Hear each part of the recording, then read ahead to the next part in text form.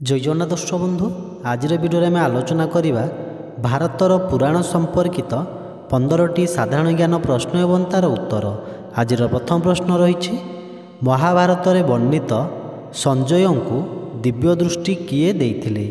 Option गुड़िक रही option A Brahma, option B Shri Krishna, option C Vyasadeva ना ऑप्शन डी अश्विनी कुमार द्वय।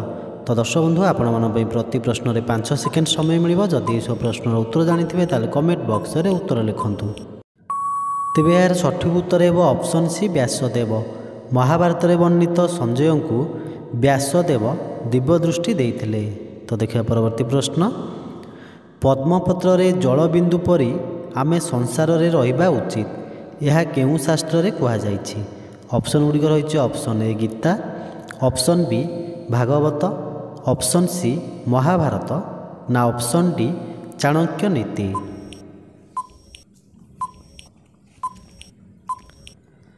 तेबे यार सठिक उत्तर है ऑप्शन ए गीता। पद्मपत्र रे जलबिंदु परी आमे संसार रे रहिबा उचित यह गीतार कहा जाइछि। परवर्ती प्रश्न, केउ ऋषि मातृगर्भरे थिबा बेले वेद पाठ करिथिले। Option A Jamadagni, option B Vishwamitra, option C Brihaspati ना ऑप्शन डी पराशर।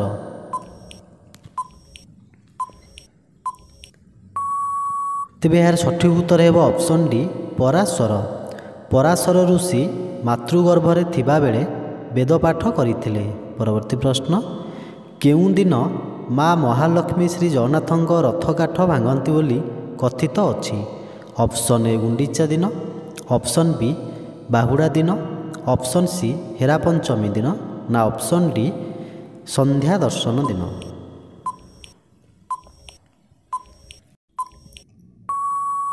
तेबे यार सठिक उत्तर है ऑप्शन सी हेरा पंचमी।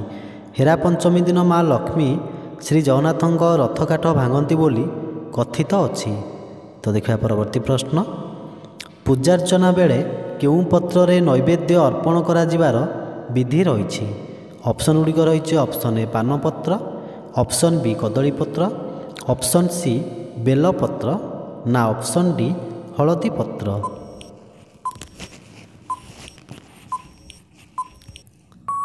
तेबे यार सठिक उत्तर है ऑप्शन बी कदलीपत्र। पूजार्चना बेले कदलीपत्र रे नैवेद्य अर्पण करा जिवार विधि रही। परवर्ती प्रश्न, पुराणर कथावस्तु अनुजाई मथुरा नगरीर निर्माता किए। ऑप्शन गुड़िक रही option A Shatrughna, option B Kansa, option C Shri Krishna ना ऑप्शन डी विश्वकर्मा।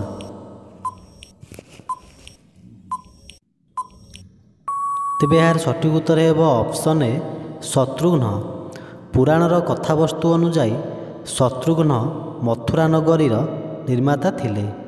परवर्ती प्रश्न, ओडिसी नृत्य थिबा चौक माध्यम केउ ठाकुरंक विग्रह को प्रदर्शन करा जाए। Option A Mahadev, option B Nilamadhav, option C Shri Jagannath ना ऑप्शन डी ऋषभदेव।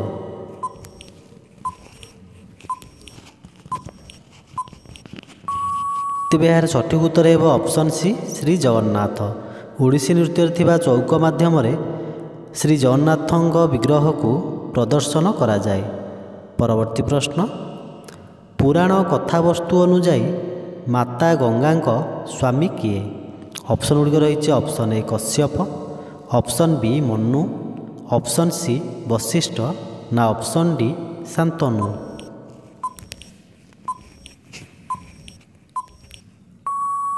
तेबे यार सठिक उत्तर है ऑप्शन डी शांतनु।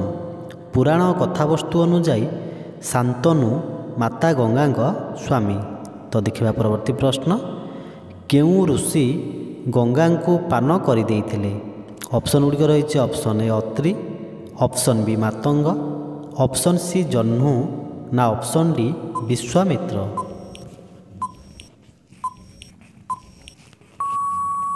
तेबे यार सठिक उत्तर है option C Jahnu.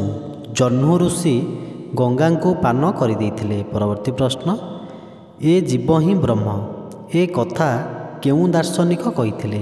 Option A Kapila, option B Shri Ramanuja, option C Acharya Shankar ନା ଅପସନ୍ ଡି ନାନକ ଦେବ।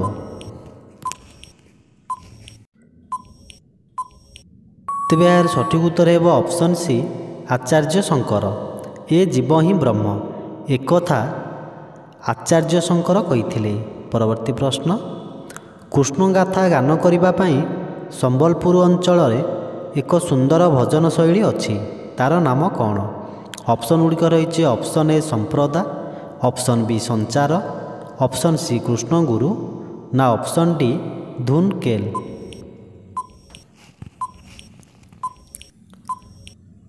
ତେବେ ଏହାର ସଠିକ୍ ଉତ୍ତର ହେବ ଅପସନ୍ ସି କୃଷ୍ଣଗୁରୁ। କୃଷ୍ଣଗାଥା ଗାନ କରିବା ପାଇଁ ସମ୍ବଲପୁର ଅଞ୍ଚଳରେ ଏକ ସୁନ୍ଦର ଭଜନ ଶୈଳୀ ଅଛି, ତା'ର ନାମ ହେଉଛି କୃଷ୍ଣଗୁରୁ। ପରବର୍ତ୍ତୀ ପ୍ରଶ୍ନ, ସନ୍ନ୍ୟାସୀମାନେ ଗେରୁଆ ବସ୍ତ୍ର ପିନ୍ଧନ୍ତି କାହିଁକି? ଅପସନ୍ ଏ ମନକୁ ସ୍ଥିର ରଖିବା ପାଇଁ, ଅପସନ୍ ବି ତ୍ୟାଗୀ ହେବା ପାଇଁ, ଅପସନ୍ ସି ଆକର୍ଷଣୀୟ ଦିଶିବା ପାଇଁ ନା ଅପସନ୍ ଡି ଲୋକଙ୍କ ଠାରୁ ଭିନ୍ନତା ପାଇଁ।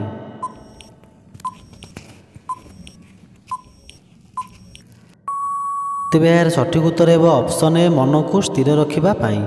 ସନ୍ନ୍ୟାସୀମାନେ ମନକୁ ସ୍ଥିର ରଖିବା ପାଇଁ ଗେରୁଆ ବସ୍ତ୍ର ପିନ୍ଧନ୍ତି। ପରବର୍ତ୍ତୀ ପ୍ରଶ୍ନ, କେଉଁ ନଦୀ କୂଳରେ ଭଗବାନ ଶ୍ରୀକୃଷ୍ଣଙ୍କ ଅନ୍ତିମ ସଂସ୍କାର ହୋଇଥିଲା? ଅପସନ୍ ଗୁଡ଼ିକ ରହିଛି ଅପସନ୍ ଏ ଗଙ୍ଗା ନଦୀ, ଅପସନ୍ ବି ଯମୁନା ନଦୀ, ଅପସନ୍ ସି ସରସ୍ୱତୀ ନଦୀ ନା ଅପସନ୍ ଡି ହିରଣ୍ୟକ ନଦୀ।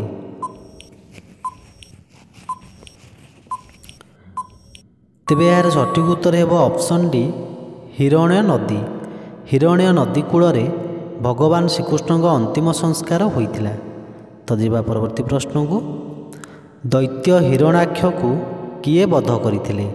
ଅପସନ୍ ଗୁଡ଼ିକ ରହିଛି option A Varaha, option B Kurma, option C Parashuram ନା ଅପସନ୍ ଡି ହୟଗ୍ରୀବ।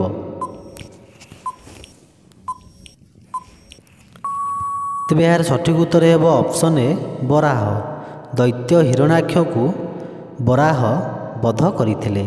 ତ ଆଜିର ଶେଷ ପ୍ରଶ୍ନ ରହିଛି, ମା ତାରାତାରିଣୀ ମନ୍ଦିର କେଉଁ ଜିଲ୍ଲାରେ ଅବସ୍ଥିତ? ଅପସନ୍ ଗୁଡ଼ିକ ରହିଛି option A Bhadrak, option B Baleswar, option C Sonepur ନା ଅପସନ୍ ଡି ଗଞ୍ଜାମ।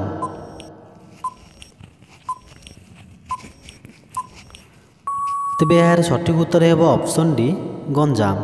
ମା ତାରାତାରିଣୀ ମନ୍ଦିର ଗଞ୍ଜାମ ଜିଲ୍ଲାରେ ଅବସ୍ଥିତ। ତ ଦର୍ଶକ ବନ୍ଧୁ, କୋଶ୍ଚିନ୍ ଗୁଡ଼ିକ ଭଲ ଲାଗିଲେ ଗୋଟେ ଲାଇକ୍ କରନ୍ତୁ।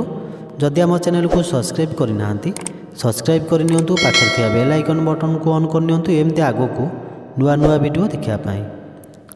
ଧନ୍ୟବାଦ।